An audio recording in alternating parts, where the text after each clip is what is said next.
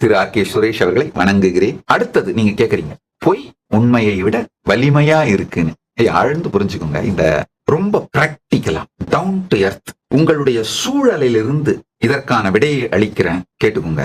இப்ப உங்களை பத்தி ஒரு பொய்யை பரப்பும் பொழுது சமூகத்தில் இருக்கவங்க உங்களை பற்றி எதிர்மறையான முடிவெடுத்து உங்கள் வாழ்க்கையில் உங்களுடைய நோக்கத்தை, உங்கள் வளர்ச்சியை தடுப்பார்கள் அப்படின்னு உங்கள் எதிரிகள் எதிர்பார்ப்பதனால் தான் பொய்ய பரப்புறாங்க. ஒண்ணு, நீங்க அதை பார்த்து பயப்படுவீங்க அப்படிங்கிறது தான் அவங்களுடைய பலம். இன்னொன்னு, நன்றாக புரிந்து கொள்ளுங்கள்.